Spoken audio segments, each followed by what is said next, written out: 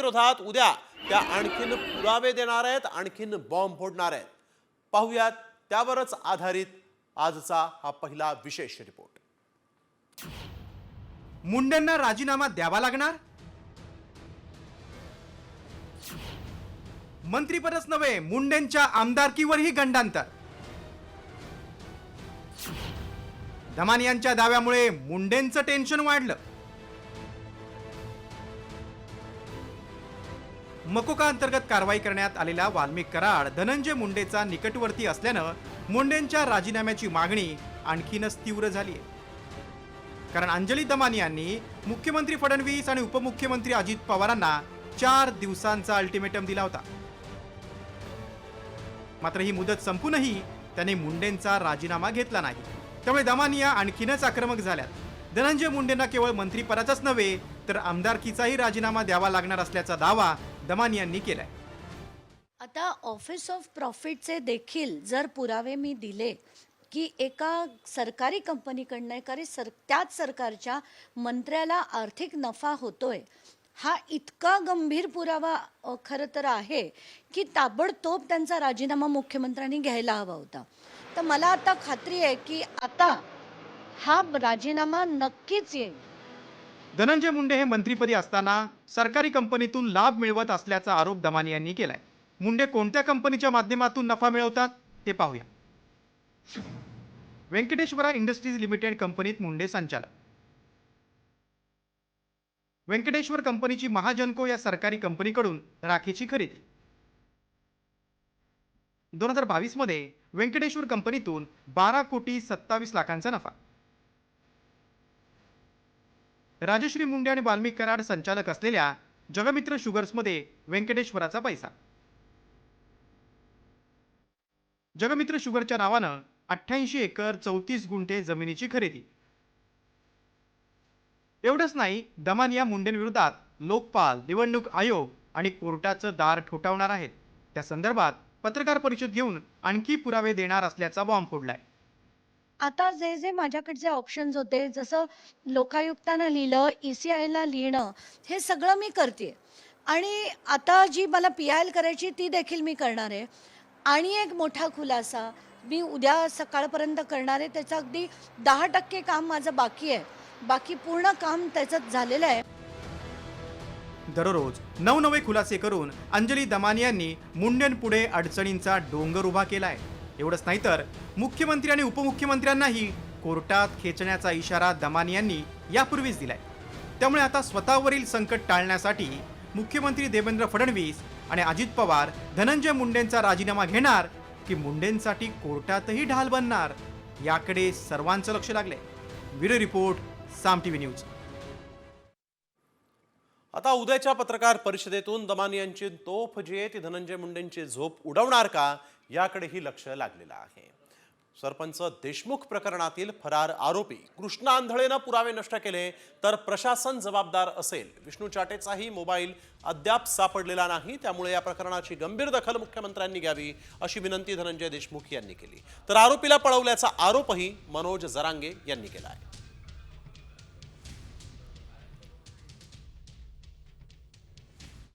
जर या आरोपीकडं त्यांनी जे काही पुरावे नष्ट केलेले आहेत आणि दुसरी गोष्ट विष्णू चाटे यांचा मोबाईल पण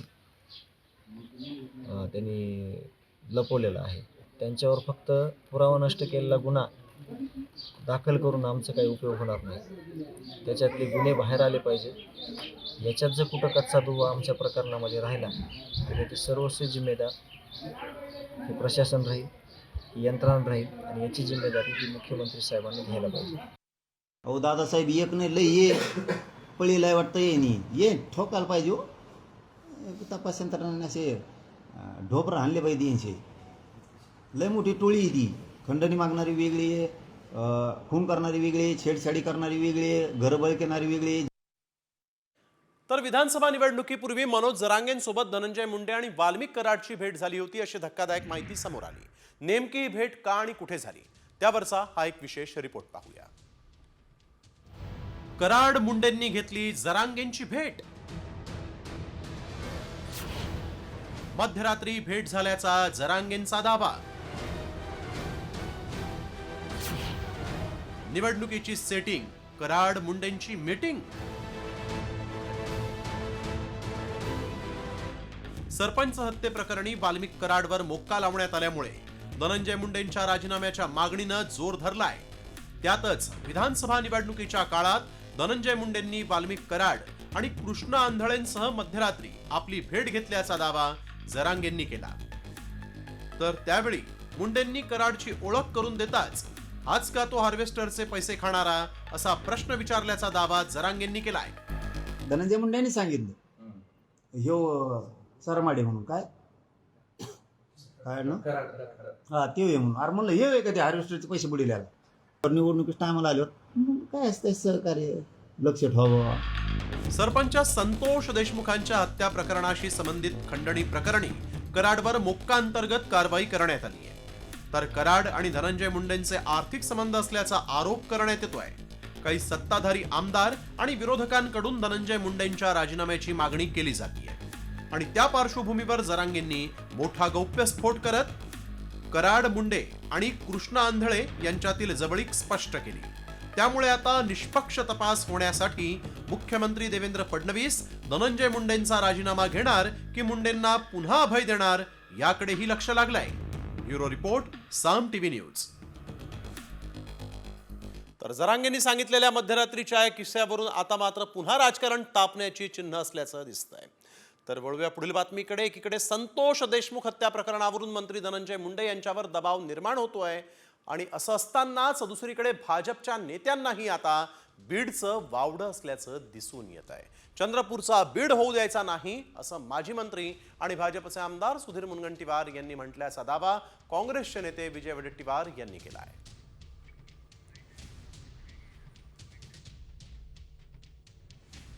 आज सगळ्या ठिकाणी त्या बीडचं उदाहरण दिलं जातं महाराष्ट्रात. का आमच्या जिल्ह्याला बीड करायचं आहे का? पूर्वी बिहार बनायचे, आता बीड करायचं आहे का? कालच DPTCच्या मिटिंगमध्ये चंद्रपूरला सुधीर भाऊनी म्हटलं आपल्या जिल्ह्याला बीड करायचं नाही बरं. मिटिंगमध्ये बोलले.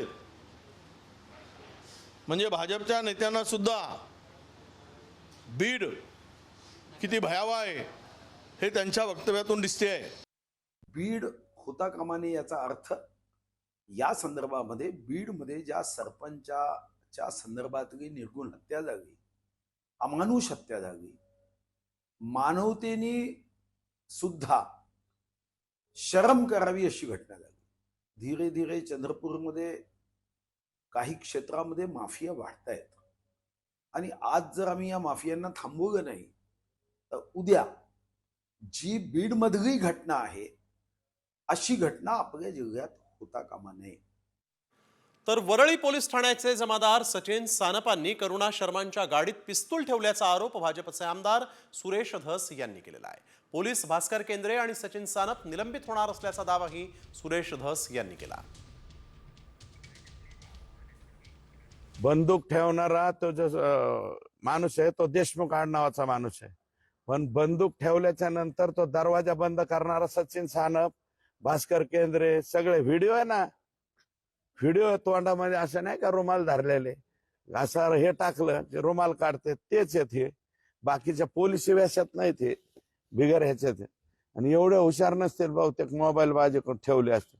उघड उघड दिसतो सचिन सानप आहे, भास्कर केंद्रे आहे, तो फड एक आहे, उघड उघड आहेत ते. तर मोक्का अंतर्गत जेलमध्ये असलेल्या वाल्मिक कराडचे आणखीन धक्कादायक कारनामेही पुढे आलेले आहेत. कराड पोलिसांना शरण जाण्यापूर्वी कोणत्या बाबाकडे आपलं भविष्य पाहायला गेला होता, त्याला काय सांगण्यात आलं, त्यावरचा आधारित हा एक विशेष रिपोर्ट पाहूया. कराड भविष्य पाहण्यासाठी दिंडोरीत. शरण जाण्यापूर्वी कराडनं पाहिलं भविष्य.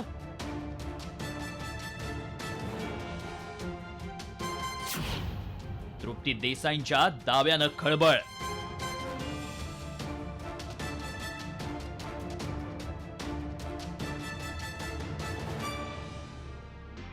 बीड येथील मस्साजोगचे सरपंच संतोष देशमुखांच्या हत्या प्रकरणी राज्यातील राजकारण चांगलंच तापलंय.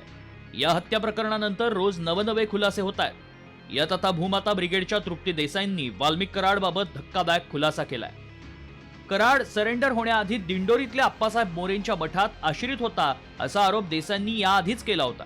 मात्र आता या मठात राहिल्यानंतर कराड भविष्य पाहण्यासाठीही गेल्याचा दावा देसाईंनी केलाय. त्यामुळे खळबळ माजलीय. काय म्हणाल्या तृप्ती देसाई पाहूया. नाशिक पोलिसांनी तातडीनं जे आहे ते शरणपूर पोलीस स्टेशनचे हद्दीतील 17 डिसेंबर 2024चे CCTV जे आहेत ते तपासावेत आणि वाल्मिक कराड जो फरार होता तो कुणाकुणाकडे गेला, कुठल्या हस्ततज्ञांकडे गेला, त्यांच्यावर सुद्धा कारवाई होणं गरजेचं आहे. सरपंच संतोष देशमुख खून प्रकरणामध्ये वाल्मिक कराड हा मास्टरमाइंड असल्याचा आरोप सातत्यानं केला जातोय. भूमाता ब्रिगेडच्या तृप्ती देसाई, सामाजिक कार्यकर्ते अंजली दमानिया या प्रकरणांमध्ये सातत्यानं धनंजय मुंडे आणि वाल्मिक कराडवर आरोप करताना पाहायला मिळत आहेत. त्यामुळे कराडच्या अडचणी वाढण्याची शक्यता आहे. मात्र खंडण्या मागायच्या, इतरांचं आयुष्य उद्ध्वस्त करायचं आणि स्वतःचं भविष्य बघायला आश्रमात जाण्याचा कारनामा वाल्मिक कराडनं केलाय. मात्र यामुळे दिंडोरीतील आश्रमावरही सवाल उपस्थित झाले होते.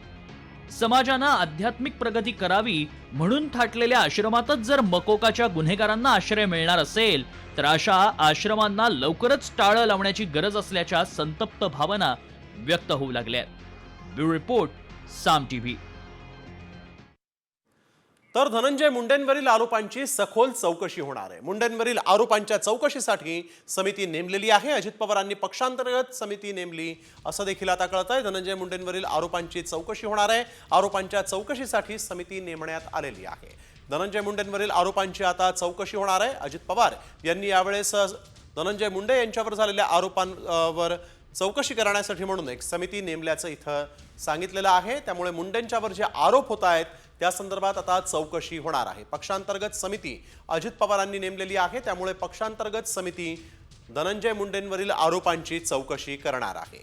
या समितीमध्ये नेमकं कोण आहे हे आतापर्यंत स्पष्ट झालेलं नाही. परंतु उपमुख्यमंत्री आणि राष्ट्रवादीचे अध्यक्ष असलेल्या अजित पवारांनी आता धनंजय मुंडेंवर जे आरोप होत आहेत त्या आरोपांची चौकशी करण्याचं ठरवलेलं आहे. पक्षांतर्गत समिती या चौकशीमध्ये असेल आणि ती या सगळ्या आरोपांची चौकशी करणार आहे. अंजली दमानिया यांनी देखील अजित पवार यांच्याकडे जाऊन त्यांची भेट घेतली होती. धनंजय मुंडेंवरील जे आरोप होते त्या संदर्भातले कागदपत्र दिले होते आणि त्यानंतर आता अजित पवार ॲक्शन मोडवर आलेले आहेत. सामाजिक न्यायमंत्री संजय शिरसाट यावेळेस आपल्याबरोबर फोन लाईनवरून जोडले गेलेले आहेत. सर, आपण बघतोय की अजित पवार आता ॲक्शन मोडवर आलेले आहेत आणि तुमच्याच सरकारमधील जे मंत्री आहेत त्यांची पक्षांतर्गत चौकशी होतीये. कसं पाहता? अजितदादांनी एक अत्यंत चांगला निर्णय घेतलेला आहे. दरवेळेला आरोप प्रत्यारोप करण्यापेक्षा दूध का दूध पाणी का पाणी झाला पाहिजे ही स्पष्ट भूमिका अजितदादांनी घेतलेली आहे. म्हणून आता 8 दिवसाची आपल्याला वाट पाहावी लागेल. 8 दिवसामध्ये नेमकं समिती काय निर्णय देते यावर सर्व काही अवलंबून असेल. अगदी. पण या आरोपांमध्ये आपण बघतोय की धनंजय मुंडेंवर जे आरोप होत आहेत त्या आरोपांवरून त्यांचा राजीनामा घ्या असं देखील एकीकडे सूर असताना ही समिती नेमली गेलेली आहे. खरं तर ही समिती, या समितीचा जो अहवाल येईल त्या अहवालाला आपण एक युती धर्म म्हणून कसं पाहता? अजितदादांनी हा जो निर्णय घेतला ना फार विचारपूर्वक घेतलेला आहे. उशीर झाला का हा निर्णय घ्यायला? सरकारमध्ये काम करत असताना अशा प्रकारे आपल्या सहकार्यावर एखादा आरोप होणं आणि त्याच्यावर आणखी वादळ निर्माण करणं यापेक्षा यामध्ये खरं काय आहे हे जाणून घ्यायचा प्रयत्न अजितदादांनी केलेला आहे. अगदी. पण आता आपण अजितदादाच्या या चौकशी समितीचा अहवालाची आता वाट पाहिली पाहिजे. एखाद्यावर आरोप करून तो खरा असेल तर निश्चित त्याला सजा झाली पाहिजे. जर चुकीचा असेल तर त्यातून तो निर्दोष बाहेर निघाला पाहिजे. ही भूमिका आहे.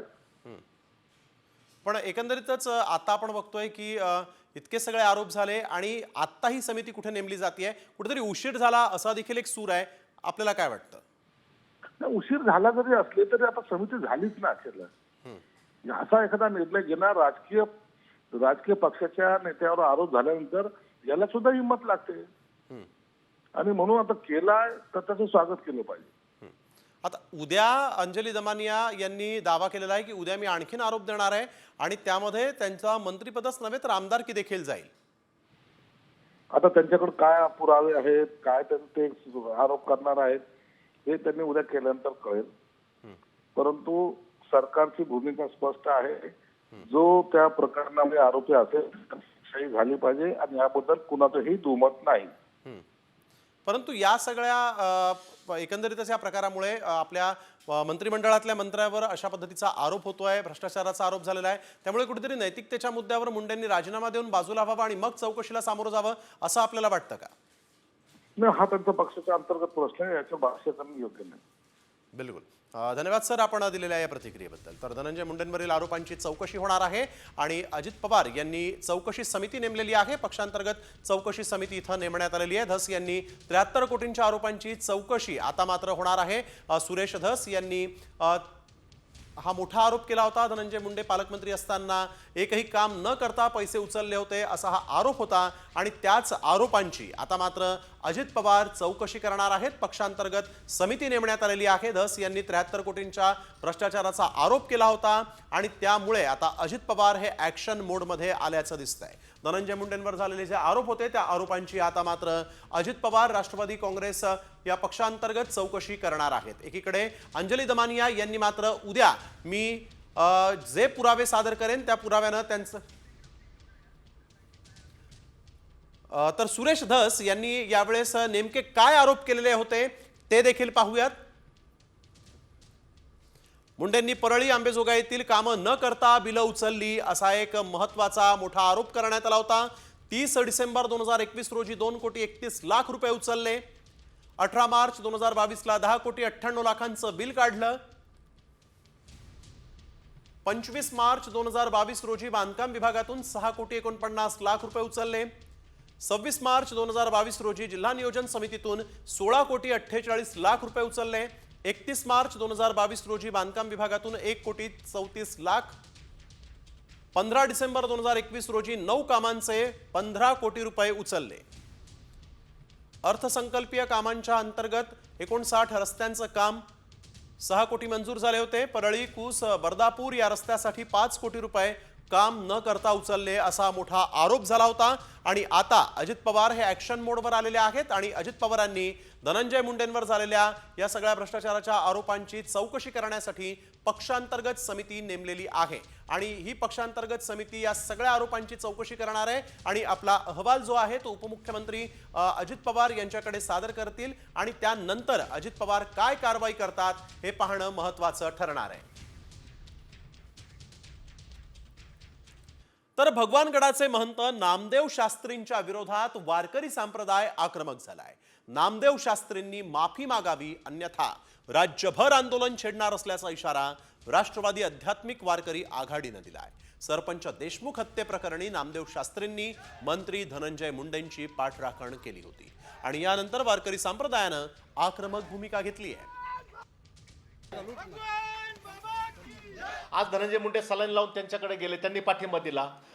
उद्या जर तुमच्या पत्रकारांनी त्यांना प्रश्न, उद्या वाल्मिक करार जर आला तर त्याला पाठिंबा देणार का? उत्तर नाही देऊ शकले. ते काय म्हणतात, ते नेते नाही आहेत. हा कसला भेदभाव झाला संतांपुढे? संतांपुढे सगळेच सारखे पाहिजेत ना. तर हे आणि असे अनेक प्रश्न आहेत. आपल्याला काही विनंती आहे की आपण याला जास्तीत जास्त प्रसिद्धी द्यावी आणि जर शास्त्रीजींनी 8 दिवसाच्या आत माफी नाही मागितली तर आमची राष्ट्रवादी आध्यात्मिक व वारकरी आघाडी 8 दिवस वाट पाहणार व राज्यभर त्यांच्या विरुद्ध आंदोलन आम्ही चालू करणार आहोत. तर वारकरी संप्रदायाच्या या आक्रमक भूमिकेनंतर नामदेव शास्त्री आता काय भूमिका घेतात हे पाहावं लागणार आहे. तर वळूया पुढील बातमीकडे. सरपंच हत्या प्रकरणावरून केंद्रस्थानी असलेल्या बीडमधून राजकीय खळबळ उडवून देणारी ही बातमी आहे. कारण बीड जिल्ह्यातल्या 11 सरपंचांचं आणि 402 सदस्यांचं पद रद्द करण्यात आलेलं आहे. बीडच्या जिल्हाधिकाऱ्यांनी ही मोठी कारवाई केली.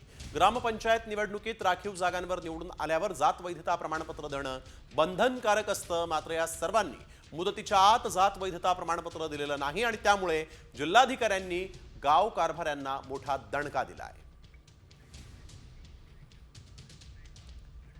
यानंतर वळूया एका मोठ्या आणि महत्त्वाच्या बातमीकडे. महाराष्ट्र विधानसभा निवडणुकीमध्ये सायंकाळी 6 वाजेनंतर झालेल्या मतदानाच्या संदर्भात दाखल केलेल्या याचिकेवर मुंबई उच्च न्यायालयात सुनावणी पार पडली.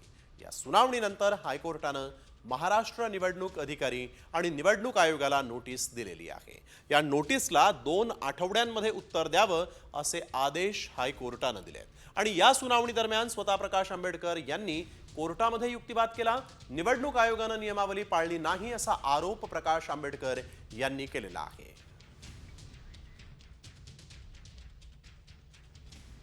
results इलेक्शनचे डिक्लेअर करताना पोल वोट्स आणि काउंटर वोट्स यांची जुळवणी झाली पाहिजे. यांची जुळवणी झाली नसेल तर मग रिटर्निंग ऑफिसर जे आहेत ते रिटर्निंग ऑफिसरनी तो सगळा दस्तऐवज इलेक्शन कमिशनकडे पाठवला पाहिजे आणि इलेक्शन कमिशन जे डायरेक्शन देईल त्या डायरेक्शनप्रमाणे त्यांनी तो निकाल दिला पाहिजे. 76 लाखांचं जर तुम्ही विभागणी केलीत नीट, साधारण 150 मतदारसंघात किंवा त्याच्या पुढे, तर प्रत्येक विधानसभा मतदारसंघामध्ये 20 ते 25 हजार मतं वाढवली आहेत आणि प्रत्येक बूथवर 100 ते 150 मतं वाढवली आहेत. हा जो घोळ आहे त्यातूनच महाराष्ट्रामध्ये देवेंद्र फडणवीस, एकनाथ शिंदे आणि अजित पवारांचं सरकार स्थापन होऊ शकतं. हे सरळ मार्गाने आलेलं सरकार नाही आहे. संध्याकाळी 6 नंतरच्या मतदानाच्या स्लिपचा रेकॉर्ड मिळाला नाही असा दावा आंबेडकरांनी केलेला आहे. 6 नंतरच्या मतदानाची आयोगानं व्हिडिओग्राफी केली का?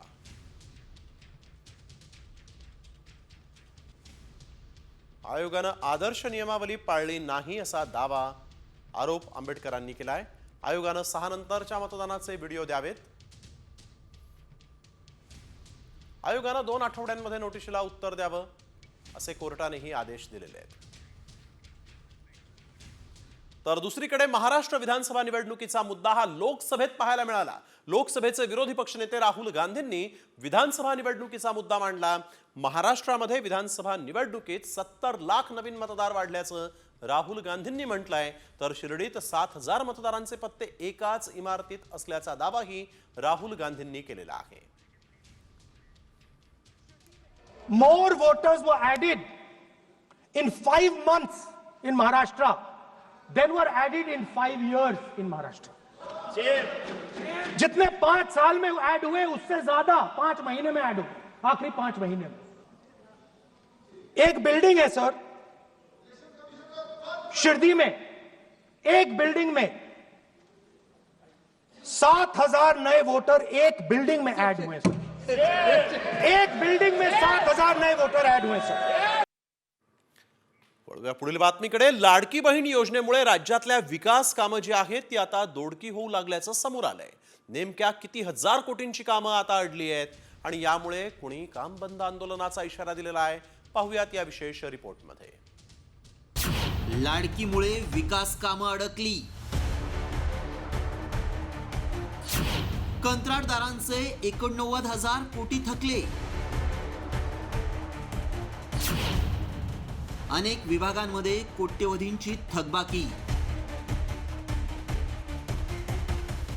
विधानसभा निवडणुकीत महायुती सरकारसाठी गेम चेंजर ठरलेली मुख्यमंत्री लाडकी बहीण योजना सरकारला डोईजड झाली आहे. कारण राज्याच्या तिजोरीवर दरवर्षी 45,000 कोटींचा बोजा पडलाय. या योजनेचा खर्च राज्याच्या महसुलाच्या तब्बल 15% आसपास आहे. त्यामुळे इतर विभागांच्या विकास कामांवर त्याचा परिणाम झालाय. राज्यात विकास कामांची कोट्यवधीची बिलं थकली आहेत. 4 लाख कंत्राटदार अडचणीत आलेत. 4 जुलै 2024 पासून विविध विभागातील तब्बल 89,000 कोटी रुपये बिलापोटी थकले आहेत. ग्राफिक्सच्या माध्यमातून पाहूया कोणत्या विभागात किती थकबाकी आहे. सार्वजनिक बांधकाम विभागात 46,000 कोटी रुपयांची थकबाकी आहे. जलजीवन विभागात 18,000 कोटी, जलसंधारण विभागात 19,700 कोटी, ग्रामविकास विभागात 8,600 कोटी, तर नगरविकास विभागात 1,700 कोटी रुपयांची थकबाकी आहे. दरम्यान बिलं थकल्यामुळे कंत्राटदार संघटनांनी 5 फेब्रुवारीपासून काम बंदचा इशारा दिलाय. गेल्या 8 महिन्यापासून ह्या कुठल्याच विभागाचा निधी उपलब्ध होत नसल्यामुळे जवळपास राज्यातील 3.5 ते 4 कोटी लोकांचा रोजगार या शासनाच्या निधी न येणाऱ्या अवस्थेमुळे बंद पडलेला आहे. माझी शासनाला विनंती आहे की ह्या सर्व गोष्टीमध्ये तातडीने लक्ष घालावे, अन्यथा नाईलाजास्तव संघटनेस 5 फेब्रुवारीच्या पुढे एक मोठा निर्णय घेणं क्रमप्राप्त आहे. लाडकी बहीण योजनेमुळे बिलं थकल्याची वस्तुस्थिती सत्ताधाऱ्यांनी नाकारलेली नाही. हा संकटाचा बॅड पॅच आहे पण योजना थांबवता येणार नाही असं मंत्री संजय शिरसाट यांनी सांगितलंय. माझी लाडकी बहीण योजना असेल किंवा इतर योजना आहेत त्याला निश्चितच जवळपास 60,000 कोटी रुपयाचा एक लोड सरकारवर आलेला आहे आणि त्या मधल्या काळामध्ये कंत्राटदारांनी जे काही कामं केलेली आहेत त्यांची बिलं थकलेली आहेत हे नाकारता येत नाही, परंतु त्याच्यामुळं काम बंद होईल अशी कोणतीही परिस्थिती नाही. प्रत्येकाला आता बिलाचं वाटप सुद्धा करता येत आहे, करतायत सरकार. लाडक्या बहिणींमुळे त्यामुळे बजेटवर ताण येणार ही वस्तुस्थिती कोणालाही नाकारता येणार नाही, परंतु त्याच्यामध्ये सरकार सक्षम आहे. ज्यांनी कामं केली आहेत त्या कामगारांचे कंत्राटदारांची बिलं काढणं ही सरकारची नैतिक जबाबदारी आहे आणि त्याच्यामुळे निश्चितच या ठिकाणी सरकार त्यांची बिलं देण्यासंदर्भात सकारात्मक मार्ग काढेल. स्टेट बँक ऑफ इंडियानंही काही दिवसांपूर्वी एका अहवालातून लाडकी योजनेचा परिणाम बजेटवर होणार असल्याचा इशारा दिलाय. महाराष्ट्र शासनाच्या तिजोरीत खडखडाट आहे, त्यामुळे लाडकी योजना सुरू ठेवताना महायुतीची कसरत होतीये. अशा स्थितीत आता वाढीव 2100 रुपयांचा हप्ता कसा देणार आणि विकास कामं कशी पूर्ण करणार याकडेच राज्याचं लक्ष लागलंय. ब्युरो रिपोर्ट, साम टीव्ही न्यूज. त्यामुळे आता लाडक्या बहिणींना 2100 रुपये हप्त्याचं वचन सरकार कसं पूर्ण करणार हेही पाहावं लागणार आहे. उपमुख्यमंत्री एकनाथ शिंदे यांची नाराजी कायम असल्याची चर्चा आहे. मुख्यमंत्री देवेंद्र फडणवीसांनी मंत्रालयात बोलावलेल्या महत्त्वाच्या बैठकीला एकनाथ शिंदेंनी दांडी मारली. शिंदेंच्या गैरहजेरी मागील नेमकं कारणही अद्याप गुलदस्त्यात आहे. याशिवाय नगरविकास आणि पाणी पुरवठा मंत्रालयाच्या नियोजित बैठकाही त्यांनी रद्द केल्या. विशेष म्हणजे गेल्या आठवड्यात राज्य मंत्रिमंडळाच्या बैठकीलाही एकनाथ शिंदेंनी व्हिडिओ कॉन्फरन्सिंगद्वारेच हजेरी लावली होती. मुख्यमंत्रीपद, खातेवाटप, पालकमंत्रीपद यावरून शिंदे नाराज असल्याची चर्चा होती. तर राजकीय वर्तुळातून एक खळबळ उडवून देणारी बातमी आहे. ऑपरेशन टायगरचा अंक पुण्यातही पाहायला मिळणार आहे. पुण्यातले 3 माजी आमदार या महिन्यात एकनाथ शिंदेंच्या शिवसेनेत प्रवेश करणार असल्याची माहिती सूत्रांनी दिली. 3 माजी आमदारांसह आणखीन 6 जण शिंदेंच्या सेनेच्या वाटेवर असल्याचं समजतंय आणि यात काँग्रेसचे 2 नेते आणि ठाकरे पक्षाचे 4 नेते शिंदेंच्या संपर्कात असल्याची सूत्रांची माहिती आहे. महाविकास आघाडीला धक्का देण्यासाठी ऑपरेशन टायगर राबवण्यात येत आहे आणि त्यामुळे महापालिका निवडणुकांच्या आधी शिंदेंच्या सेनेत इनकमिंग पाहायला मिळण्याची ही शक्यता आहे. पुण्यातही ऑपरेशन टायगर आता राबवण्यात येणार असल्याचं दिसतंय. महाविकास आघाडीला धक्का देण्यासाठी हे ऑपरेशन टायगर इथं राबवलं जाऊ शकतं. पुण्यातही ऑपरेशन टायगरचा एक अंक सुरू होईल असं सध्या तरी दिसतंय. वळूया पुढील बातमीकडे. धर्मांतर विरोधी कायद्यासंदर्भात मत्स्य व्यवसाय आणि बंदरे मंत्री नितेश राणेंनी एक मोठा दावा केला.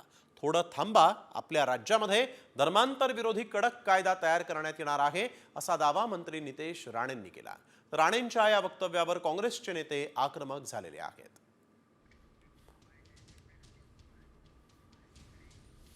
प्रेमाच्या नावाने हिंदू बहिणींशी बोलायचं आणि मग तिचं धर्मांतर करण्यासाठी प्रयत्न करायचा, जोर जबरदस्ती करायची, तिला मारून टाकायचं, तिचं आयुष्य खराब करायचं, ही सगळी नाटकं आता आमच्या महाराष्ट्रात चालणार नाही. थोडा वेळ थांबा तुम्ही. आपल्या राज्य सरकारच्या माध्यमातून आपल्या राज्यामध्ये देशातला सर्वात कडक धर्मांतर विरोधी कायदा आम्ही तुम्हाला आणून दाखवू आणि आमच्या सगळ्या हिंदू बहिणींना सुरक्षित करून दाखवू. नितेश राणेंना घटनाच अजून वाचली नाही. या देशावर, देशातील संविधानावर जर नितेश राणेंचा विश्वास असेल आणि संविधानावर जर देश चालवायचा असेल तर त्यांचे वक्तव्य असे आलेच नसते. त्यांना हा देश मनुस्मृतीच्या भरोश्यावर चालवायचा आहे का की संविधानाच्या भरोश्यावर चालवायचा आहे? इच्छापूर्तीसाठी अशा प्रकारचे वक्तव्य करून समाजामध्ये, धर्मामध्ये तेढ निर्माण करत असेल तर ही मला वाटतं की संविधानाचाही अपमान आहे आणि त्या पदाचाही अपमान आहे. तर आपण बघतोय हा संविधानाचा अपमान असल्याचं यावेळेस काँग्रेसनं नितेश राणेंना म्हटलेलं आहे. तर मंत्री नितेश राणे यांनी एक मोठं विधान केलंय. धर्मांतर विरोधी कायदा करणार असं नितेश राणेंनी म्हटलेलं आहे आणि राणेंच्या वक्तव्यामुळे संविधानाचा अपमान झाला अशी प्रतिक्रिया आता काँग्रेसचे नेते विजय वडेट्टीवार यांनी दिलेली आहे. राज्यातले जवळपास 1.5 लाख म्हणजे 50,000हून जास्त शिक्षक पगारवाढीच्या प्रतीक्षेत आहेत. आर्थिक वर्ष संपायला 2 महिने शिल्लक आहेत, मात्र तरीही वाढीव टप्पा अनुदान रखडलंय. चालू आर्थिक वर्षाचं 1,100 कोटींचं अनुदान न मिळाल्यामुळे 50,000पेक्षा जास्त शिक्षक पगारवाढीच्या प्रतीक्षेत आहेत. यावेळेस सेवक संच नसल्यानं आणि सरकारच्या तिजोरीमध्ये खडखडाट असल्यामुळे शिक्षण खात्यानं निधीसाठी प्रस्तावच पाठवलेला नाही, अशी धक्कादायक बाब समोर आली आहे. वाढीव अनुदानास पात्र शाळा आहेत 3,427, तर 15,571 तुकड्या टप्पा अनुदानाच्या प्रतीक्षेत आहेत. पगारवाढीतील अंदाजे शिक्षकांची संख्या 51,000 इतकी आहे. 1,100 कोटी रुपयांचा वाढीव टप्प्यासाठी निधी अपेक्षित आहे. वळूया पुढील बातमीकडे. महाराष्ट्र केसरी स्पर्धा पंचांच्या निर्णयामुळे वादात सापडली. महाराष्ट्र केसरीच्या मैदानात नेमकं काय घडलं? शिवराज राक्षेवर अन्याय झालाय का? पाहुयात या रिपोर्टमध्ये. राक्षेवर कारवाई, पंचांवर का नाही?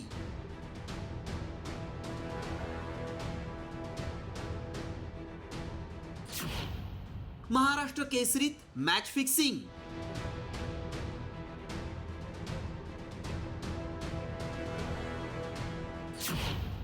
महाराष्ट्र केसरी स्पर्धाच बेकायदा.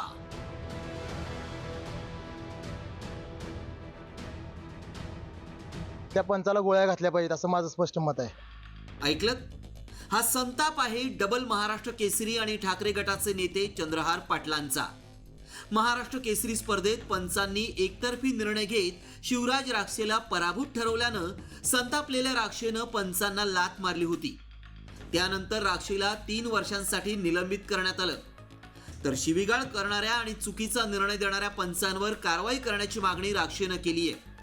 दुसरीकडे ठाकरे गटाचे नेते चंद्रहार पाटलांनी पंचांना गोळ्या घालायला हव्या अशी संतप्त प्रतिक्रिया दिली आहे. पंचांनी आधी डिक्लेअर तिथं करायचं होतं, व्हिडिओ दाखवून की बाबा व्हिडिओ बघून मग कुस्तीचा निर्णय घ्यायचा होता. मग तुम्ही आधीच निर्णय दिला, नंतर तुम्ही चूक दाखवताय. मग माझं एवढंच मत आहे की तुम्ही जशी माझ्यावर निलंबनाची कारवाई केलीत ना, तशीच पंचांवर पण काहीतरी आक्षेप तुम्ही घेतला पाहिजे. शिवराजने खरं असल्या आज त्याच्यावर जो अन्याय झालाय त्या पंचाला गोळ्या घातल्या पाहिजेत असं माझं स्पष्ट मत आहे. त्या व्यक्तीला शिक्षा झाली पाहिजे. अशा पद्धतीने जर विचार केला तर येणाऱ्या काळामध्ये होणाऱ्या घटना सगळ्या थांबतील अन्यायाच्या. अहिल्यानगरमध्ये भरलेल्या महाराष्ट्र केसरी स्पर्धेत शिवराज राक्षे विरुद्ध पृथ्वीराज मोहोळ या तुल्यबळ मल्लांमध्ये सेमीफायनल लढत झाली. मात्र आखाड्यात नेमकं काय घडलं पाहूयात. महाराष्ट्र केसरी स्पर्धेत मोहोळ विरुद्ध राक्षे आमने सामने होते. 44व्या सेकंदाला मोहोळनं राक्षेवर मानेची ढाक डाव टाकला. ढाक डावानं राक्षे खाली पडला आणि 48व्या सेकंदाला मोहोळला विजयी घोषित केलं. आंतरराष्ट्रीय नियमानुसार दोन्ही खांदे न टेकल्यानं राक्षेचा निकालावर आक्षेप होता. पंचांनी आक्षेप फेटाळला आणि राक्षेनं पंचांना लाथ मारली. आपल्यावर अन्याय झाल्याच्या भावनेतून राक्षेनं पंचांना लाथ मारल्यामुळं त्याला 3 वर्षांसाठी निलंबित करण्यात आलं. मात्र राक्षेच्या निलंबनाचा निषेध करत आंतरराष्ट्रीय कुस्तीपटू काका पवारांनी थेट महाराष्ट्र केसरी स्पर्धा आणि त्यातील सर्टिफिकेट बेकायदेशीर असल्याचा दावा केलाय. पंचावर पण बंदी टाकली पाहिजे ना, त्यालाही कळायला पाहिजे ना की मी काय केली चूक आणि काय नाही. तुम्ही एकाच बघून एकाला टाकणार का बंदी? भाऊ त्याला राग अनावर झाला नसेल त्या टायमाला की तुम्ही दाखवत नाही म्हणल्याच्या नंतर त्याला राग आगार म्हणजे साहजिक असतं कोणाचं. महाराष्ट्र केसरी स्पर्धा ही मानाची कुस्ती मानली जाते. या स्पर्धेवरही मॅच फिक्सिंगचा आरोप होतोय. पंचांच्या चुकीच्या निर्णयामुळे केवळ राक्षेवर अन्याय झाला नाही तर इतर मल्लांचंही मानसिक खच्चीकरण होण्याची शक्यता आहे. तसंच या पक्षपातामुळे महाराष्ट्र केसरी स्पर्धा बदनाम होत असून या स्पर्धेचं पावित्र्य राखण्यासाठी सर्व दोषींवर कारवाई होण्याची गरज आहे. ब्युरो रिपोर्ट, साम टीव्ही न्यूज. तर महाराष्ट्र केसरी कुस्ती स्पर्धेच्या निकालावरून मात्र कुस्ती रंगल्याचंच आता पाहायला मिळालेलं आहे. मुंडेंच्या भ्रष्टाचाराची चौकशी करण्यासाठी अजित पवारांनी एक समिती नेमलेली आहे। सुरेश धस यांनी मुंडेंवर 73 कोटींच्या भ्रष्टाचाराचा आरोप केला होता आणि या भ्रष्टाचाराची चौकशी करण्यासाठी समिती नेमण्यात आली आहे। मागील 2 वर्षात नियोजन समितीने मान्यता दिलेल्या कामांची चौकशी होणार असून समितीला अहवालासाठी 1 आठवड्यांची मुदत देण्यात आलेली आहे आणि या समितीत धाराशिवचे उपजिल्हाधिकारी संतोष भोर हे अध्यक्ष आहेत, तर अर्थ आणि सांख्यिकी संचालनालय अपर संचालक भांगे तसंच जालना जिल्हा नियोजन अधिकारी सुनील सूर्यवंशी यांचाही या चौकशी पथकात समावेश आहे। त्यामुळे आता मुंडेंची अडचण आणखीन वाढणार असल्याचं दिसतंय। तर भाजपचे आमदार सुरेश धस यांनी मंत्री धनंजय मुंडेंवर नेमके काय आरोप केले होते ते देखील पाहूया। मुंडेंनी परळी अंबेजोगाईतली कामं न करता बिलं उचलल्याचा गंभीर आरोप केला होता। 30 डिसेंबर 2021 रोजी 2 कोटी 31 लाख रुपये उचलले। 18 मार्च 2022 ला 10 कोटी 98 लाखांचं बिल काढलं। 25 मार्च 2022 रोजी बांधकाम विभागातून 6 कोटी 49 लाख रुपये उचलले। 26 मार्च 2022 रोजी जिल्हा नियोजन समितीतून 16 कोटी 48 लाख। 31 मार्च 2022 रोजी बांधकाम विभागातून 1 कोटी 34 लाख रुपये उचलले। 15 डिसेंबर 2021 रोजी 9 कामांचे 15 कोटी रुपये उचलले। अर्थसंकल्पीय कामांच्या अंतर्गत 59 रस्त्यांचं काम 6 कोटी रुपये मंजूर झाले। परळी कुस बर्दापूर या रस्त्यासाठी 5 कोटी रुपये काम न करता उचलल्याचाही आरोप आहे। वळूया पुढील महत्त्वाच्या बातमीकडे। वर्षा बंगल्यावर राहण्याचं महाराष्ट्रातल्या प्रत्येकाचं स्वप्न असतं, मात्र 2 महिने उलटले तरी फडणवीस वर्षावर राहायला का गेले नाहीत? नेमकं काय घडलंय आणि दडलंय वर्षा बंगल्यामध्ये? कुणाला सापडले टोपलीभर लिंबू, कुणी केलीये काळी जादू? पाहूयात या विशेष रिपोर्टमध्ये। मुख्यमंत्री वर्षावर का जात नाहीत? कोण करतंय वर्षावर काळी जादू?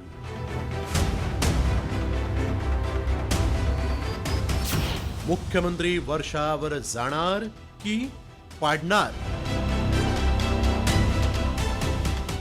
मुख्यमंत्र्यांचं वर्षा निवासस्थान पुन्हा एकदा वादात सापडलंय। 5 वर्षांपूर्वी उद्धव ठाकरेंनी मुख्यमंत्री झाल्यानंतर वर्षा बंगल्यात प्रवेश केला आणि वर्षाच्या भिंतींवर आक्षेपार्ह मजकूर आढळून आल्यामुळे वाद पेटला होता। आधी फडणवीस मुख्यमंत्री म्हणून वर्षावर वास्तव्यास असल्यानं भाजप आणि शिवसेनेत यावरून खडाजंगी झाली। त्यानंतर एकनाथ शिंदे मुख्यमंत्री झाले आणि वर्षावरून ठाकरे गेले आणि शिंदे आले। शिंदेंनी थेट विधानसभेतच वर्षा बंगल्यावर टोपलीभर लिंब सापडल्याचा दावा केला होता। आणि मला आठवतंय आम्ही वर्षावर फार नंतर गेलो, पहिलं बोललो काय काय आहे तिकडे बघा सगळं, आणि पाठीभर लिंब सापडली तिकडे। देवेंद्र फडणवीस यांनी मुख्यमंत्री पदाची शपथ घेऊन आता 2 महिने होत आलेत, मात्र मुख्यमंत्र्यांच्या अधिकृत अशा वर्षा निवासस्थानी देवेंद्र फडणवीस अद्याप राहायला आले नाहीत। यावरून आता ठाकरे गटाचे खासदार संजय राऊत यांनी प्रश्न उपस्थित करत वर्षा बंगल्याबाबत एक खळबळजनक दावा केला आहे। अनामक भीतीने मुख्यमंत्र्यांचा वर्षा निवासस्थान बदलायचं चाललं असून वर्षा बंगला पाडून नव्याने बांधण्याचं काम सुरू असल्याचा खळबळजनक दावा संजय राऊत यांनी केला आहे। हे जे रामदास कदम आहेत ते स्वामी रामदास नाहीये की ज्यांचं तुम्ही ऐकायला पाहिजे। आता काळ्या जादूविषयी कोणी बोलायचं? मुळात ही अंधश्रद्धा आहे की देवेंद्र फडणवीस अद्याप वर्षा बंगल्यावरती का राहायला जात नाही, याचं उत्तर रामदास कदमांनी द्यावं, तो एकनाथ शिंदेंनी द्यावं। देवेंद्र फडणवीस वर्षा बंगल्यावर जायला राहायला का घाबरतायत? त्यांचं कुटुंब का घाबरताय? तुम्ही रात्री तिकडे झोपायला तयार नाही आहेत, तुम्हाला कसली भीती वाटते? काय तिकडे असं घडलंय? तो काय याआधी घडवलंय? त्या माहितीप्रमाणे देवेंद्र फडणवीस वर्षा बंगल्यावरती राहायला येणार नाहीत। तिथे त्यांचे 2 बंगले आहेत। वर्षा बंगल्याचा उपयोग ते ऑफिस कार्यालयासाठी ते करणार आहेत अशी माझ्याकडे माहिती आहे। जणू काय एकनाथ शिंदे यांनी काही काळी जादू केली आणि म्हणून ते येत नाहीत देवेंद्र फडणवीस, अशा या पद्धतीच्या बातम्या हे संजय राऊत साहेब देत आहेत। आता तेवढंच बाकी होतं। मी संजय राऊत साहेबांना सांगेन, माझ्या माहितीप्रमाणे एकनाथ शिंदे त्यांच्या भाषणामध्ये जाहीरपणे बोललेत की ज्या वेळेला वर्षा बंगला उद्धव ठाकरे यांनी सोडला त्यावेळेला एक टोपलीभर लिंबू मिळाले वर्षा बंगल्यावरती, टोपलीभर लिंबू, म्हणून काळ्या जादूचे बादशाह की तुमचे उद्धव ठाकरे आहेत तरच आपण विचारलं पाहिजे असं मला वाटतं. हे आरोप प्रत्यारोप एवढ्यावरच थांबलेले नाहीत, तर अनामिक भीतीनं वर्षा बंगला पाडणार असून मुख्यमंत्र्यांसाठी त्याच जागेवर नवा बंगला बांधण्याच्या हालचाली सुरू असल्याचा दावा राऊत यांनी केलाय. तर नव्या वास्तूला हरकत काय असं सांगत याला भाजपनं दुजोराच दिल्याचं दिसतंय. का मला कळत नाही हे काय चाललंय की मुख्यमंत्र्यांचं निवासस्थान बदलायचं चाललंय कोणत्या तरी एका अनामिक अशा भीतीमुळे. असं काय घडलंय की वर्षा बंगला पाडून नवीन तुम्ही बांधण्याचं ठरवलेलं आहे? माझ्याकडे माहिती आहे म्हणून सांगतो की संपूर्ण खोदकाम करून पाडून तो नव्यानं उभं करण्याचं आता काहीतरी चाललेलं आहे. इंटेलिजन्सचं काम त्यांचं सुरू आहे. आता मला माहीत नाही त्यांना कुठला माहिती मिळाली, परंतु असेल तर त्याच्यामध्ये काय आहे? जे काय कुठल्या भुयाराचा शोध लावायचा आहे की काय त्याच्यामध्ये? एक आपली वर्ष आहे ते जर चांगल्या पद्धतीनं विकसित होत असेल, महाराष्ट्राचा मुकुटमणी आहे, मुख्यमंत्र्यांचं निवासस्थान आहे, त्याच्यामुळे राणा भीमदेवी थाटात काहीतरी मोठा शोध लावला अशा प्रकारच्या थाटात संजय राऊतांनी काय राहायचं कारण नाही. पुरोगामी महाराष्ट्राच्या गप्पा मारणाऱ्या नेत्यांमध्येच काळ्या जादूची चर्चा रंगली आहे. त्यामुळे पुरोगामी म्हणवला जाणारा महाराष्ट्र प्रतिगामी जोखाडातून मुक्त करायचा असेल तर आधी नेत्यांच्याच मानसिकतेत बदल घडवून आणण्याची नितांत गरज आहे. कारण कधी अपशकुनी बंगला असल्याचा दावा करून बंगला नाकारला जातो, तर कधी काळ्या जादूवरून तिथं राहणं टाळलं जातं. त्यामुळे आता वर्षा बंगला पाडला जाणार की अंधश्रद्धेला मुठमाती देऊन फडणवीस वर्षाभर राहायला जाणार याचीच उत्सुकता आहे. ब्युरो रिपोर्ट, साम टीव्ही न्यूज. शिर्डीतील दुहेरी हत्याकांडाप्रकरणी एका संशयिताला पोलिसांनी ताब्यात घेतलं. साई संस्थानच्या 2 कर्मचाऱ्यांची अज्ञातानं चाकूनं भोसकून हत्या केली होती. 3 वेगवेगळ्या ठिकाणी तिघांवर चाकूनं हल्ला करण्यात आला. पहाटेच्या सुमारास ड्युटीवर जाताना हा हल्ला झाला. साई संस्थानाच्या 2 कर्मचाऱ्यांचा खून झाला आणि या दुहेरी हत्येनं एकच खळबळ माजली आहे.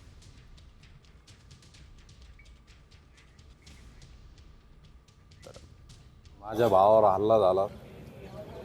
सकाळी ड्युटीला चालले होते ते, त्यांची सकाळची ड्युटी होती, ते घरून निघाले, त्यांच्यावर प्राणघातक हमला झाला. ते डॉक्टरनं आधी काही सांगितलं नाही आम्हाला. ते आमचं म्हणणं एक असं आहे का आमची विनंती प्रशासनाला, तर माझ्या भावावर जसा हल्ला झाला तर त्या लोकांना फाशीची शिक्षा झाली पाहिजे.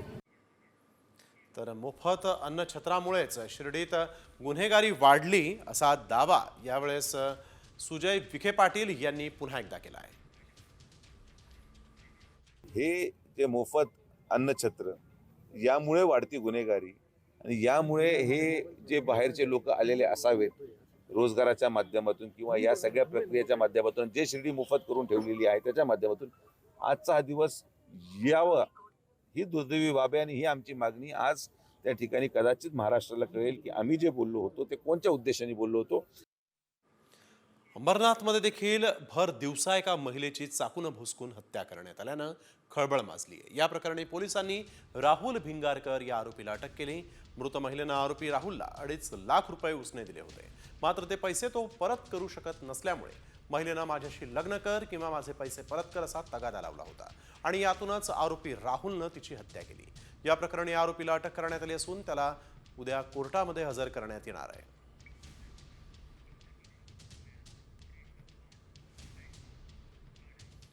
आणि आता पाहूयात महाकुंभमेळा संदर्भातल्या महत्त्वाच्या घडामोडी.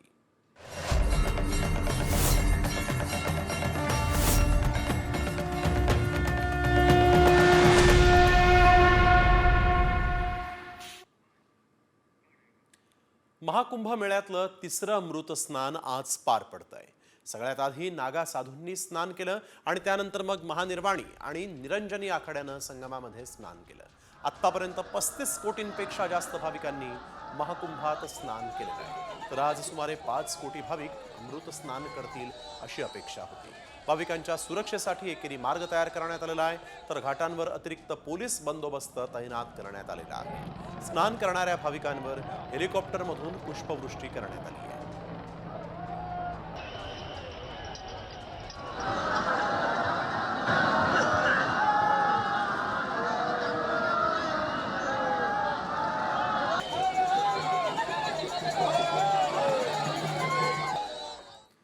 ममताच्या महामंडलेश्वर पदावरून धक्कादायक माहिती समोर आली. ममतानं तब्बल 10 कोटी रुपयांना महामंडलेश्वर पद खरेदी केल्याचा दावा करण्यात आलेला आहे. नेमका काय आहे हा दावा आणि ममतानं त्यावर काय म्हटलंय पाहूयात या विशेष रिपोर्टमध्ये.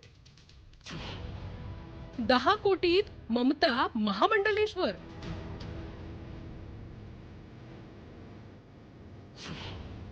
ममतानं पैसे देऊन विकत घेतलं पद.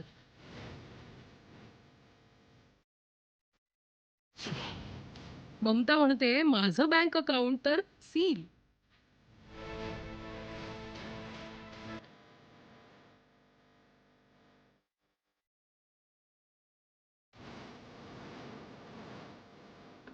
महाकुंभमेळ्यात अभिनेत्री ममता कुलकर्णीला महामंडलेश्वर पदावर बसवण्यावरून मोठा वाद उफाळून आला. अखेर किन्नर आखाड्याचे संस्थापक ऋषी दास यांनी ममताची महामंडलेश्वर पदावरून हकालपट्टी केली. इतकंच नाही तर ममताला दीक्षा देणाऱ्या किन्नर आखाड्याच्या लक्ष्मीनारायण त्रिपाठींनाही आचार्य महामंडलेश्वर पदावरून हटवलं. मात्र हा वाद काही केल्यानं संपायला तयार नाहीये, कारण ममताने 10 कोटी रुपये देऊन महामंडलेश्वर पद मिळवल्याचा आरोप होतोय. ममताने मात्र आपलं बँक अकाउंट सील असून पैसे नसल्याचं म्हटलंय. मेरे पास 10 क्या मेरे पास 1 करोड़ भी नहीं है. मेरे बैंक अकाउंट सील किए गए हैं गवर्नमेंट ने. आपको मालूम नहीं मैं किस तरह से रह रही हूँ, मेरे जीवन में रह रही हूँ. ये आंसू ऐसे ही नहीं आ रहे. मैंने काफ़ी त्याग किया है, काफ़ी चीज़ का.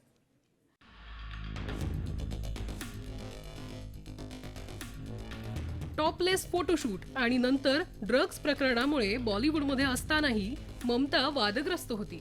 2013 मध्ये ममताने हिंदी चित्रपटसृष्टी सोडून ड्रग माफिया विकी गोस्वामी सोबत दुबईत लग्न केल्याचा आरोप आहे. हा तोच ड्रग माफिया आहे ज्याला दुबईत ड्रग्ज तस्करी प्रकरणी 12 वर्ष तुरुंगवास भोगावा लागला होता. आता संन्यास घेतल्यानंतरही वाद तिची पाठ सोडायला तयार नाहीये. महामंडलेश्वर पदावरून हटवलं असलं तरी महाकुंभमेळा संपेपर्यंत तरी ममताची वादांपासून सुटका नाही हेच दिसतंय. ब्युरो रिपोर्ट, साम टीव्ही. तर महाकुंभामध्ये मौनी अमावस्येला झालेल्या चेंगराचेंगरीतील मृतदेह नदीत टाकून दिल्याचा धक्कादायक आरोप समाजवादी पार्टीच्या खासदार जया बच्चन यांनी केल्यामुळे खळबळ माजली. महाकुंभ मेळाव्यात शनिवारी पहाटे चेंगराचेंगरी झाली आणि 30 जणांचा मृत्यू झाला होता. मृतदेह नदीत टाकल्यामुळे नदीचं प्राणी जे आहे ते प्रदूषित झाल्याचाही दावा जया बच्चन यांनी केला आहे. ये भी सुनाई दे रहा है कि पोस्टमार्टम भी नहीं हो रहा है. अरे बाबा, पोस्टमार्टम का सवाल नहीं है. डेड बॉडीज को उठा के पानी में डाल दिया है. पानी में डाल दिया. कंटामिनेटेड नहीं है वो वाटर. और जल शक्ति के ऊपर हम लोग भाषण दे रहे हैं हाउस में. सबसे ज्यादा कंटामिनेटेड वाटर इस वक्त कहाँ है? कुंभ में है. उसके लिए कोई सफाई नहीं दे रहे. बॉडीज जो पानी में डाल दी गई हैं उससे पानी कंटामिनेट हुआ है. यही पानी जो है लोगों तक पहुंच रहा है वहां. भारतीय शेअर बाजारामध्ये आज मोठी घसरण पाहायला मिळाली. सेन्सेक्स 700 अंकांनी कोसळला तर निफ्टीमध्येही 200 पेक्षा जास्त अंकांची घसरण झाली आणि त्यामुळे गुंतवणूकदारांचे 5 मिनिटात 5 लाख कोटी स्वाहा झाले. सकाळी 10:15च्या सुमारास बीएससी सेन्सेक्स 76,812च्या अंकापर्यंत पोहोचला होता. बीएससी सेन्सेक्सवरील 30 पैकी केवळ 9 शेअरमध्ये तेजी दिसून आली तर 21 शेअर्स घसरलेले आहेत. निफ्टी 50 मध्ये देखील 38 शेअर्स घसरले. अमेरिकेचे राष्ट्राध्यक्ष डोनाल्ड ट्रम्प यांच्या टॅरिफ वॉरचा परिणाम जागतिक बाजारांप्रमाणेच भारतीय शेअर बाजारावरही दिसून येतोय.